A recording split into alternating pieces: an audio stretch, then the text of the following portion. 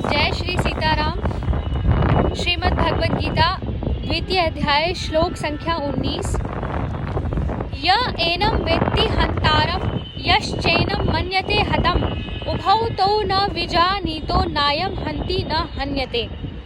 इसका अर्थ है जो इस आत्मा को मारने वाला समझता है तथा जो इसको मरा मानता है, वे दोनों ही नहीं जानते, क्योंकि यह आत्मा वास्तव में न तो किसी को मारता है और न किसी के द्वारा मारा जाता है।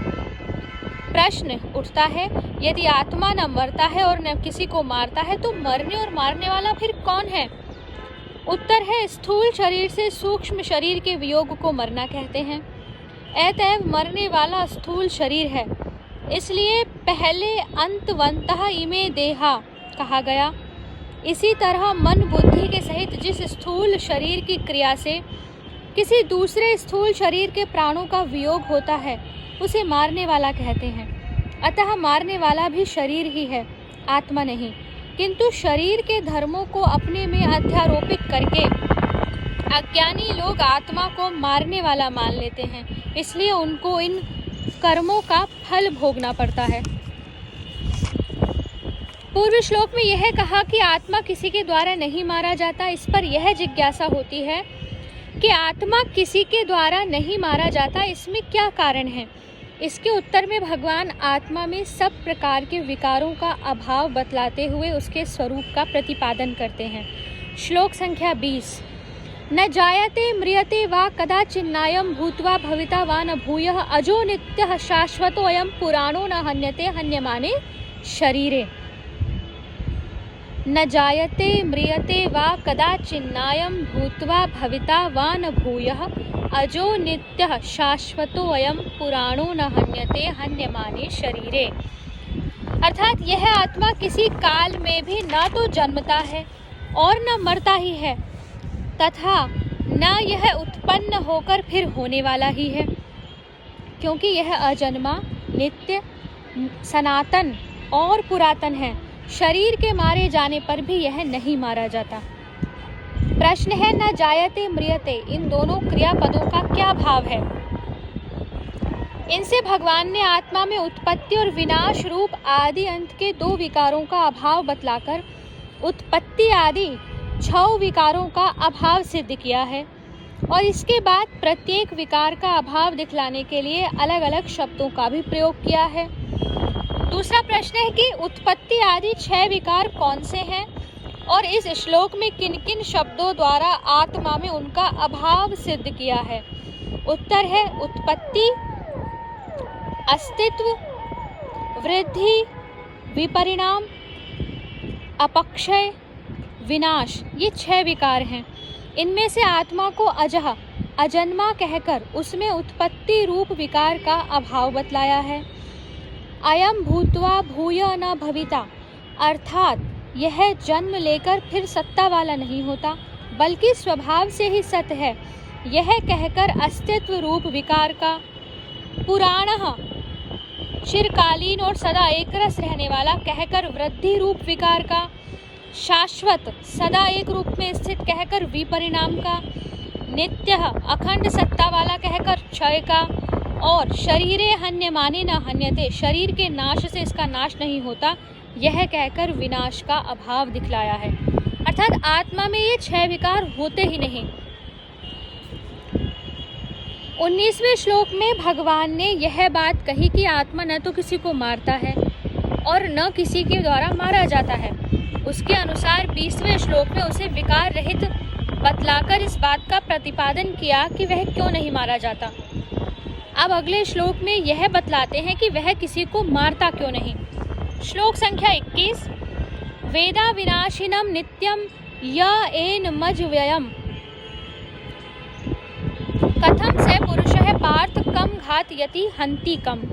वेदा विनाशिनम नित्यम य एन मजम व्ययम कथम स पुरुषः पार्थ कम घातयन्ति हन्ति कम। अर्थात हे प्रथापुत्र अर्जुन, जो पुरुष इस आत्मा को नाश रहित, नित्य, अजन्मा और अवयव जानता है, वह पुरुष कैसे किसको मरवाता है और कैसे किसको मारता है? प्रश्न है, इस श्लोक में भगवान के कथन का क्या अभिप्राय है?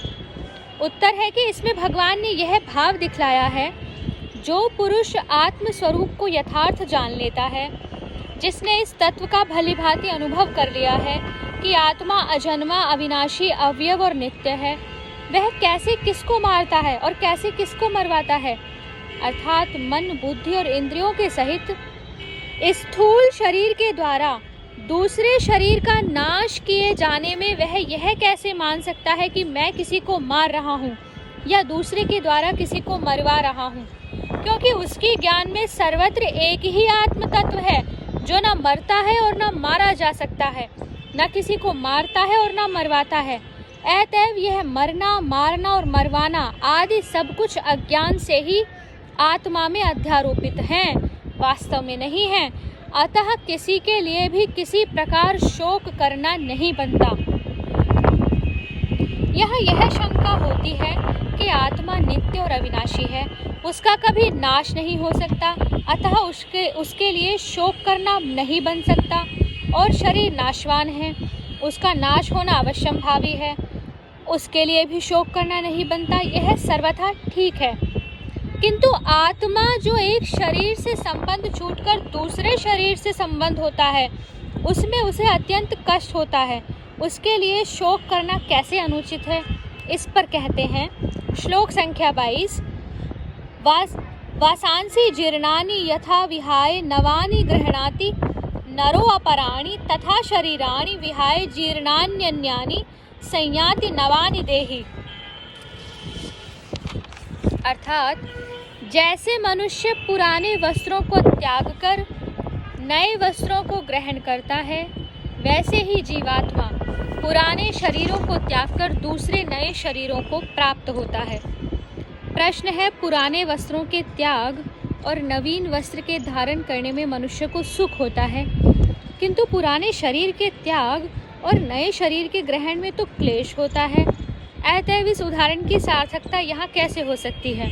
उत्तर, पुराने शरीर के त्याग और नए शरीर के ग्रहण में अज्ञानी को ही दुख होता है, विवेकी को नहीं।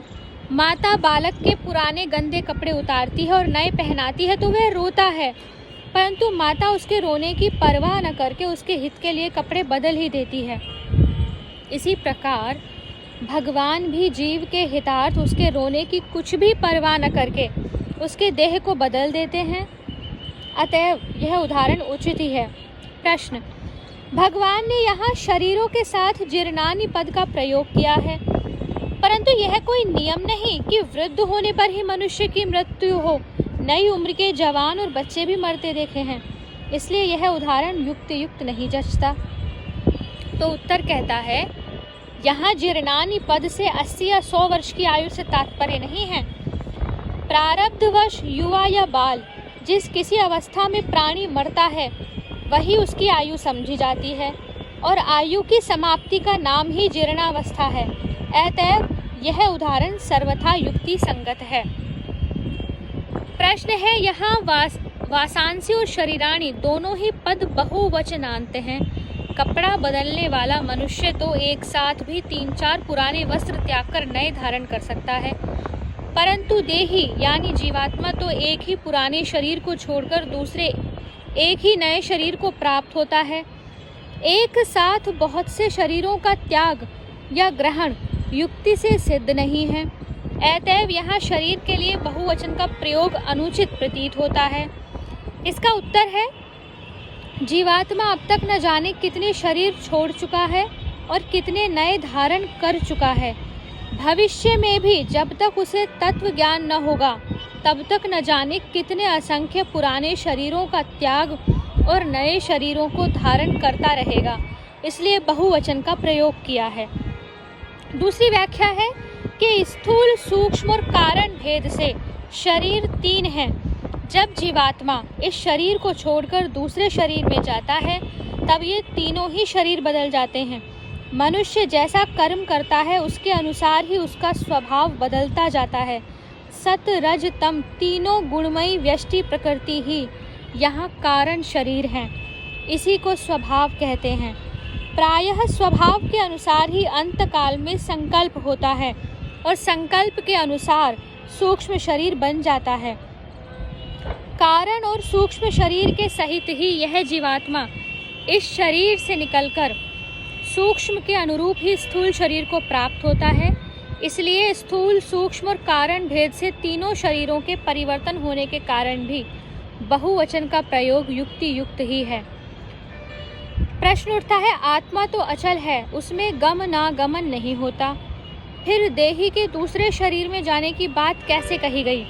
इसका उत्तर है, आत्मा वास्तव में अचल और अक्रिय होने के कारण उसका किसी भी हालत में गमन आगमन नहीं होता। पर जैसे घड़े को एक मकान से दूसरे मकान में ले जाने के समय उसके भीतर के आकाश का अर्थात घटाकाश का भी घट के संबंध से गमन आगमन सा प्रतीत होता है, वैसे ही सूक्ष्म शरीर का गमनागमन होने से उसके संबंध से आत्मा में भी गमनागमन की प्रतीति होती है। अतएव लोगों को समझाने के लिए आत्मा में गमनागमन की औपचारिक कल्पना की जाती है।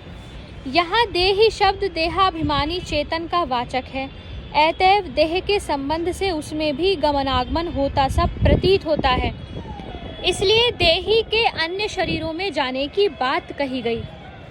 प्रश्न आता है, वस्त्रों के लिए गृह्णाति तथा शरीर के लिए संयाति कहा है, एक ही क्रिया से काम चल जाता, फिर दो तरह का प्रयोग क्यों किया गया? उत्तर है, गृह्णाति का मुख्य अर्थ है ग्रहण करना और संयाति का मुख्य अर्थ गमन करना। वस्त्र ग्रहण किए जाते हैं और एक शरीर को छोड़कर दूसरे शरीर में जाना प्रतीत होता है, इसलिए संयाति कहा गया।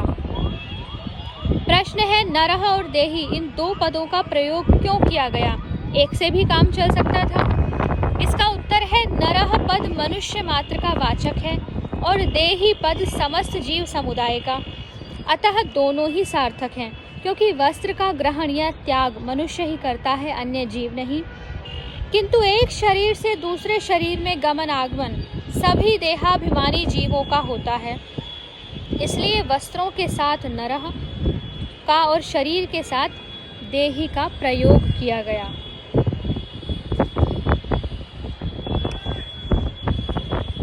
श्लोक संख्या 23 से हम आगे की वीडियो में पढ़ेंगे।